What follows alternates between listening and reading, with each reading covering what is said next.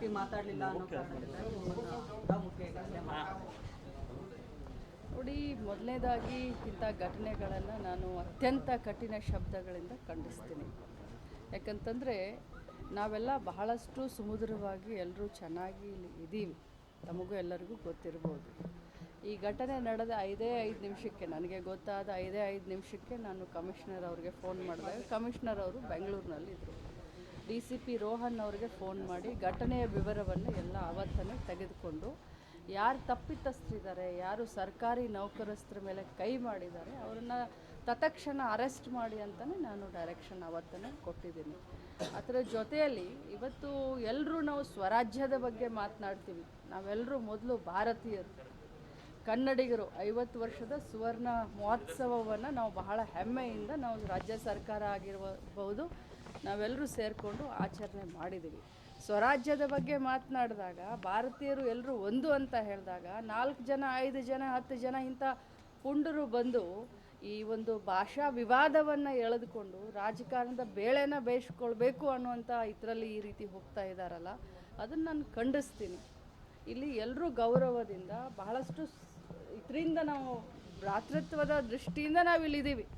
ಈಗ ನನ್ನ ಕ್ಷೇತ್ರದಲ್ಲಾಗಿದೆ ಘಟನೆ ಅಂತ ತಾವು ಕೇಳಿದ್ರಿ ಮಾನ್ಯರು. ಆದರೆ ನನ್ನ ಕ್ಷೇತ್ರದಲ್ಲಿ ನನ್ನನ್ನು ಇಡೀ ಮರಾಠಿಗರು ಓಟಾಗಿ ಗೆಲ್ಲಿಸ್ತಾರೆ ಅಂತಂದರೆ ಒಂದು ಭಾಷಾ ವಿವಾದ ಅನ್ನೋದನ್ನು ಬೇರೆ ಸಮೇತ ನಾವು ಕಿತ್ತಾಕಿದ್ದೀವಿ. ಇವತ್ತು ಸರ್ಕಾರಿ ನೌಕರಸ್ಥರು, ಅದರಲ್ಲೂ ಕೂಡ ಯಾರು ಅವರು ಟ್ರಾನ್ಸ್ಪೋರ್ಟೇಷನ್ದವ್ರು ಇರ್ಬೋದು, ಪೊಲೀಸ್ ಇಲಾಖೆಯವ್ರು ಇರ್ಬೋದು, ಅಥವಾ ನಮ್ಮ ಹೆಲ್ತ್ ಇಲಾಖೆಯವರು ಇರ್ಬೋದು, ನಾವೆಲ್ಲ ನಮಗೆ ರಜೆ ದಿನಗಳಿದ್ದಾವೆ. ಆದರೆ ಅವರಿಗೆ ಹಬ್ಬ ಹರಿದಿನವೂ ಇಲ್ಲ, ರಜೆನೂ ಇಲ್ಲ, ಸಂಡೇನೂ ಇಲ್ಲ. ಅವರು ನಮ್ಮ ಸೇವೆಯನ್ನು, ಜನರ ಸೇವೆಯನ್ನು ಮಾಡುವಂಥ ಸಂದರ್ಭದಲ್ಲಿ ಈ ರೀತಿ ಅವ್ರ ಮೇಲೆ ಕೈ ಮಾಡ್ತಾ ಇರೋದು ಅಕ್ಷಮ್ಯ ಅಪರಾಧ.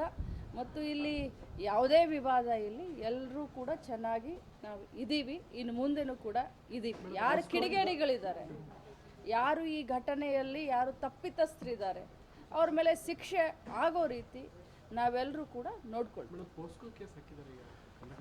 ನೋಡಿ, ಅದು ಈಗಾಗಲೇ ತನಿಖೆ ನಡೀತಾ ಇದೆ. ಆದರೆ ನಾವೆಲ್ಲ ಕೇಳದ ಹಾಗೆ, ಯಾಕಂದರೆ ಈಗಾಗಲೇ ಮಾನ್ಯ ಟ್ರಾನ್ಸ್ಪೋರ್ಟ್ ಮಿನಿಸ್ಟ್ರು ಹೇಳಿದ್ರು 90 ಜನ ಇದ್ದರು ಪ್ರಯಾಣಿಕರು ಅಂತ ಹೇಳಿ. ಎಲ್ಲೋ ಯಾರೋ ತಮ್ಮ ಒಂದು ಇದಕ್ಕೆ ಈ ರೀತಿ ಪೋಕ್ಸೋ ಕೇಸ್ ಹಾಕಿ ಇದನ್ನು ಮಾಡಿ ಅದೆಲ್ಲ ತನಿಖೆ ಆಗಲಿ, ತನಿಖೆ ಆದಮೇಲೆ ಅದು ಹೊರಗೆ ಬರುತ್ತೆ. ಬಟ್ ಒಂದೇ ಮಾತನ್ನು ಹೇಳಲಿಕ್ಕೆ ಬಯಸ್ತೇನೆ, ಇವತ್ತು ಕರ್ನಾಟಕ ರಾಜ್ಯ ಬೇರೆ ಅಲ್ಲ, ಇನ್ನೊಂದು ರಾಜ್ಯ ಬೇರೆ ಅಲ್ಲ, ದೇಶ ಅಂತಂದಾಗ ನಾವೆಲ್ಲರೂ ಒಂದೇ. ನಾನು ನಿನ್ನೆ ನೋಡ್ತಾ ಇದ್ದೆ, ಆ ರಾಜ್ಯದ ಜನ ಬಂದು ನಮ್ಮ ಬಸ್ಗಳ ಕಂಡಕ್ಟರ್ಗಳನ್ನ, ಡ್ರೈವರ್ಗಳನ್ನ ಧಮಕಿ ಕೊಡೋದನ್ನೆಲ್ಲ ನೋಡಿದ್ದೀನಿ. ಇದೆಲ್ಲ ನಿಲ್ಲಬೇಕು. ನಾವು ನಮ್ಮ ವೈರಿಗಳು, ನಮ್ಮ ದೇಶದ ವೈರಿಗಳು ಯಾರು, ನಾವೇ ಹೊಡೆದಾಡೋದಲ್ಲ. ಇಲ್ಲಿ ನಾವೆಲ್ಲರೂ ಭಾಳಷ್ಟು ಮೆಚ್ಯೂರ್ಡಾಗಿ ನಾವು ಬಿಹೇವ್ ಮಾಡಬೇಕಾಗತ್ತೆ. ಈ ಒಂದು ಕ್ಷುಲ್ಲಕ ರೀತಿಯಾಗಿ ಮಾಡೋದು ಬೇಡ. ಎಲ್ಲರಿಗೂ ಎಲ್ಲ ಭಾಷೆ ಅಭಿಮಾನ ಎಲ್ಲರಿಗೂ ಇರುತ್ತೆ. ನಿಮಗೆ ನಿಮ್ಮ ಭಾಷೆ ಮೇಲೆ ಅಭಿಮಾನ ಇದ್ದರೆ ನಮಗೆ ನಮ್ಮ ಭಾಷೆಯ ಮೇಲೆ ಅಭಿಮಾನ ಇದೆ. ಅದಕ್ಕೆ ಇದನ್ನು ಇಲ್ಲಿಗೆ ಮುಗಿಸ್ಬೇಕು. ಕಾನೂನು ಸುವ್ಯವಸ್ಥೆ ತಾವೆಲ್ಲ ನೋಡಿರ್ಬೋದು, ಈಗಾಗಲೇ ಎಲ್ಲಿ ಏನಾದರೂ ಒಂದು ಸ್ವಲ್ಪ ಆದರೂ ಇದ್ರ ಬಗ್ಗೆ ಏನಾದರೂ ಘಟನೆ ನಡೀತಾ ಇದೆಯಾ ಅಂತ ತಾವು ನೋಡಿರ್ಬೋದು. ಅದನ್ನು ನಾವು ಕಂಟ್ರೋಲ್ ಮಾಡಿದ್ದೀವಿ. ನೋಡಿ, ಕಮಿಷನರ್ ಆಗಿರ್ಬೋದು, DCP ಅವರಾಗಿರ್ಬೋದು ಭಾಳಷ್ಟು ಅಚ್ಚುಕಟ್ಟಾಗಿ ಇದನ್ನು ನಿಭಾಯಿಸಿದ್ದಾರೆ.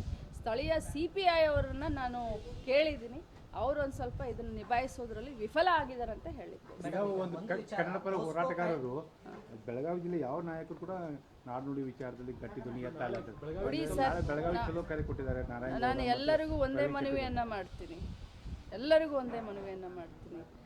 ದೇಶ ಒಂದು, ವಿವಿಧ ಭಾಷೆಗಳು, ವಿವಿಧ ಸಂಸ್ಕೃತಿಗಳು ಇದ್ದಂಥ ಈ ದೇಶದಲ್ಲಿ ನಾವು ಒಂದೇ ಅಂದ ತಕ್ಷಣ ಮಾತರಂ ಅಂತೀವಿ, ಒಂದೇ ತಾಯಿಯ ಮಕ್ಕಳು ಅಂತ ಹೇಳ್ತೀವಿ. ಭಾಷೆ ಅಭಿಮಾನ ಎಲ್ಲರಿಗೂ ಇರುತ್ತೆ. ನಮ್ಮ ಭಾಷೆ ನಮಗೆ ಅಭಿಮಾನ, ಇನ್ನೊಬ್ಬರ ಭಾಷೆ ಅವರಿಗೆ ಅಭಿಮಾನ ಇರ್ಬೋದು.